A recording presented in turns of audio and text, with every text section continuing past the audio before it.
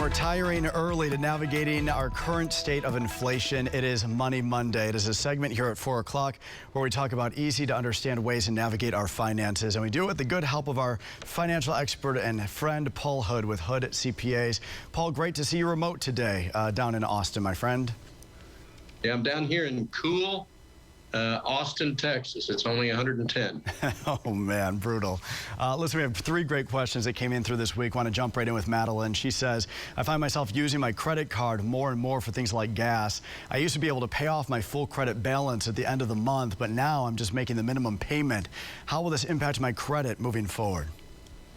Well, the reality is that might help her credit, which is not necessarily a positive thing. You know, as long as the credit cards don't get too large and she's making payments, the credit reporting agencies actually like people with debt. But I wouldn't use that as a reason not to make the payments. More importantly, you know, she needs to sit down and I'd ask, you know, when's the last time she has taken 12 months worth of bank statements or 12 months worth of credit card statements and detailed out exactly where her money's going and seeing where she might be able to make cuts, because oftentimes it's not cuts, it's delays. So if you have a budget for X amount for eating out and it's the 29th of the month and you've hit your budget already, then you don't eat out for a couple of days until the next month. So try to get more control and then, you know, just try to tighten things up. You know, you got to do what you got to do, Brian, right now. And, you know, a lot of times maybe she should look for a higher paying job right now. An expectation is maybe for another year, 9 months to a year, it's going to be an employee's market. So it's a good time to reevaluate. All right, next up is Bill. Bill says, I always imagine myself retiring early, but with the current state of the economy and stock market, I'm not sure it's a smart move. Should I wait till the market rebounds to retire? So the challenge is when you're putting money in the accumulation phase of life, the volatility in the market's your friend. When you stop putting money in, volatility in the market is not your friend. So the challenge, what I would say, is that he needs to meet with his financial advisor. If he needs help, come on over and see how his current assets are positioned. Because 2 things, he's not going to spend all that money tomorrow. So what the value is today is not that important. He's going to spread it out over a period of years. But he also has to be able to position himself to protect from that downside. So it's definitely something to consider.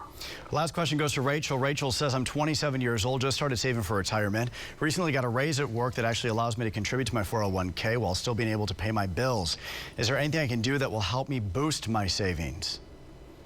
So, yeah, I mean, obviously the 401k, you want to do it up to the employer match. You know, that's just free money. Anybody who works for a company has a 401k that has a match is not putting money in. They're literally just leaving money on the table. So absolutely on the maximize that.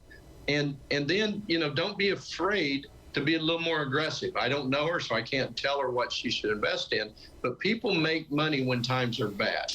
And people, when times are good, they forget they're going to be bad again. And when they're bad, they forget they're going to be good again. And so they make financial decisions based on greed or fear. So when the market goes down, if you're not pulling your money out, it's actually a time to get excited because you're buying things on sale. So as the market goes down, you just need to do as much as you can. All right, Paul, great to see you. As you know, my friend, it is our final Money Monday together. On a personal note, I want to thank you for everything. You have always been spot on, and this has been one of my favorite segments here at News on 6 at 4 o'clock. Well, you're going to be missed, buddy. I'm going to be very upset if you don't stay in contact. Oh, you know I will. You know I will. All right, my friend, thank you so much. And listen, Jonathan Cooper in this seat next Monday. So if you have a financial question that you want Jonathan and Paul to talk about next Monday, you can send in your question right now to moneymonday@griffin.news.